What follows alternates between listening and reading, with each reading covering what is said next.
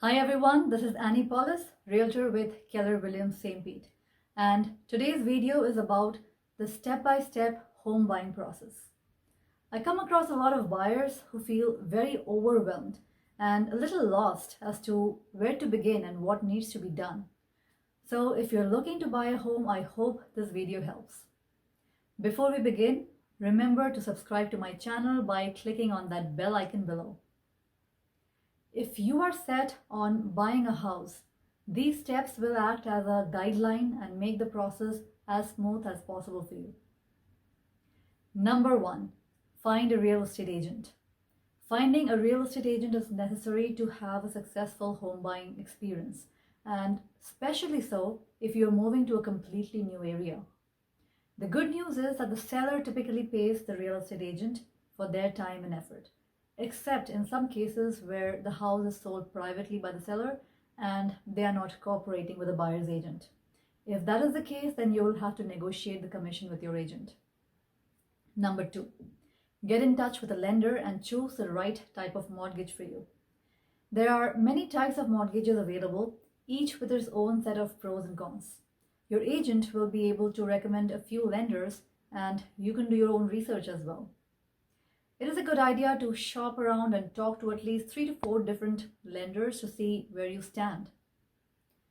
If you are thinking of buying a home here in St. Petersburg, Florida, and need some lender recommendations, just send me a text or email me, and I'll be happy to share with you multiple lender options that I have myself worked with in the past. You'll need to decide if you want a variable rate or fixed mortgage rate, as well as how long you want the mortgage term to be. The common terms are 15 and 30 years. And again, a good lender will be able to educate you on this to help you decide which one will be the most financially feasible for you. Number 3, get a mortgage pre-approval. As a home buyer, getting a mortgage pre-approval will not only inform you as to what you can actually afford, but will also show sellers that you are a serious buyer. It is important to get pre-approved before you start house hunting so that you don't end up spending hours driving and looking at homes and later realizing that you won't qualify for the homes that you have been looking at and have to start the whole process all over again. Number 4, decide your area and kind of house. You need to decide your must-haves and good-to-haves in advance and preferably have it in writing.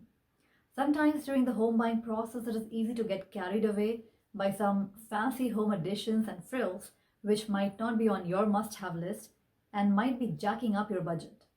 So going back to that list will keep you focused on what really matters and also help you in staying within your budget.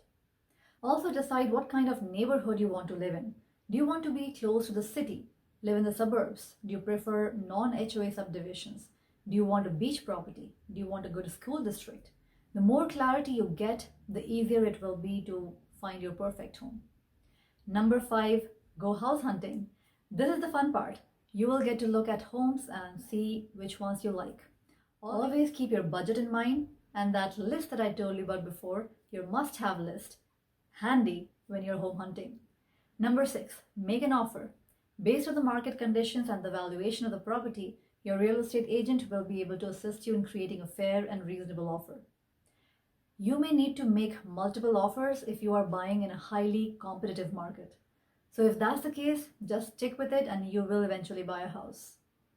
Once your offer is accepted, you are officially under contract, and it is common to make an earnest money deposit when signing the purchase agreement or the sales contract. If you want to learn more about earnest money deposit, you can check out my video right here. Number 7. The next step is to get a home inspection. A home inspection is a must before you decide to buy a house. This will help ensure that the home is in good condition and all necessary repairs are done. Plus, from a financial perspective, getting a home inspection can help you negotiate a better purchase price in some cases and bring any potential issues to light. Number 8, get a home appraisal. If you are getting a home loan, then this will be a must because the lender would like to ensure that you are not overpaying for the home using their money. The appraised home value may be lower than the asking price at times. which will give you some negotiating power regarding the purchase price. When purchasing a house, the buyer usually pays appraisal fees.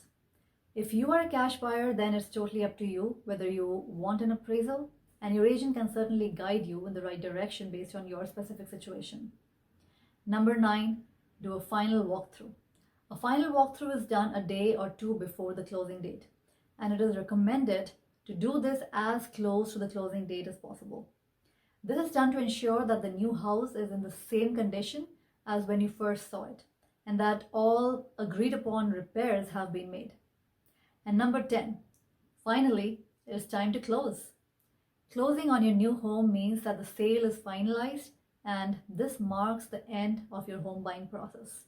This is usually done with a lawyer or notary present. Once the documents have been signed, you will be the new owner of the house. So there it is, your step-by-step guide to the entire home buying process.